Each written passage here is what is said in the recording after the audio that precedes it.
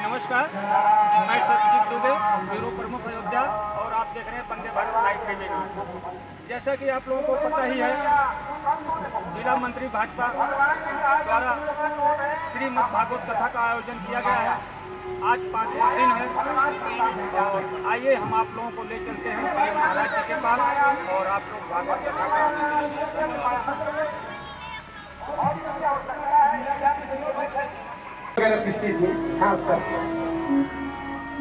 एक चक्की उखाड़ा और दिया ले जाओ, किसी को बेच दो और बेच करके जो राशन मिले उसे ले आओ, साधु सेवा होगी।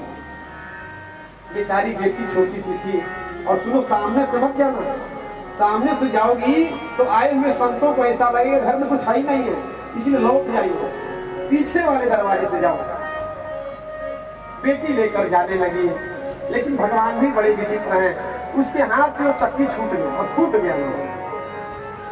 वह पुत्री रोती हुई आई, माँ अब कैसे संतों की सेवा होगी, इस चक्की को बेचकर साधु सेवा होता। लेकिन चक्की तो फूट गई। कितना रोने लगी पुत्री, महाराज अब हमारे घर से साधु बुद्धू चले जाएंगे। माता ने कहा, पुत्री घबराओ मत, एक काम करो, तुम बाहर रहो और मैं जो कहूंगी वही करना। और उस देवी ने अपने पूरे शरीर के वस्त्रों को महाराज उतार करके किनारे रख दिया और जा करके जो मिट्टी का भांड होता है, पहले जिसमें अनाज रखते थे, देहरी और क्या वो बोलते थे, मिट्टी का बनता था, बड़े बड़े बनते थे, उसी देहरी में वह देवी जाकर के प्रवेश कर दिया और अंदर से आवाज दी, बेटी इन वस्त्रों को ले जाओ और ले जाकर के बेच करके ले आओ, साधु सेवा होगी। बेटी गई, राशन लेकर के आई, दरवाजा बंद करके उस देवी ने भोजन बनाया और भोजन बनाने के बाद आवाज दी, स्वामी जी भगवान की रसोई बन गई है, अब भोग लगा करके सब। चूंकि श्रीधर स्वामी भी गृहस्थ संत थे, इनकी धर्मपत्नी थी और पीपा जी महाराज भी अपनी पत्नी के साथ गए थे। इसीलिए पीपा जी महाराज ने कहा कि 4 ही लोग हैं, एक आपकी पुत्री है, 5 लोग, सब लोग एक साथ बैठकर भोजन करेंगे। इसलिए भगवान की भोग लगाइए श्रीधर जी और साथ में भोजन होगा। श्रीधर जी महाराज ने कहा, देवी तुम भोजन भोग लगाओ।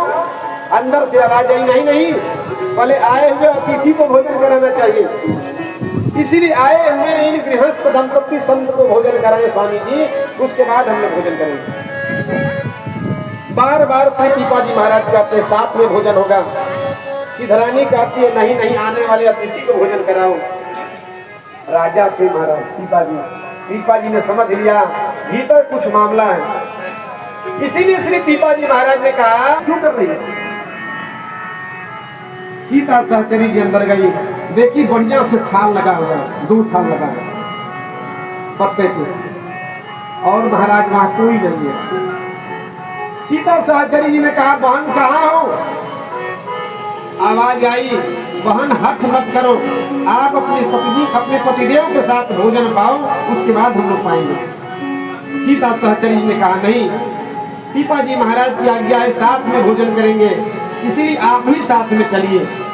बहुत हट किया, तब अंत में आकर के उस देवी ने कहा, इधर चली आओ, इधर चली आओ। इधर बड़ा सा कोठला रखा हुआ, और जब कोठला को देखा महाराज तो सीता सहचरी जी के पूरे रोम महाराज खड़े हो गए। सीता सहचरी थर थर कांपने लगी, हे भगवान, साधु सेवा के लिए, अतिथि सेवा के लिए यह देवी इस स्तर तक जा सकती है।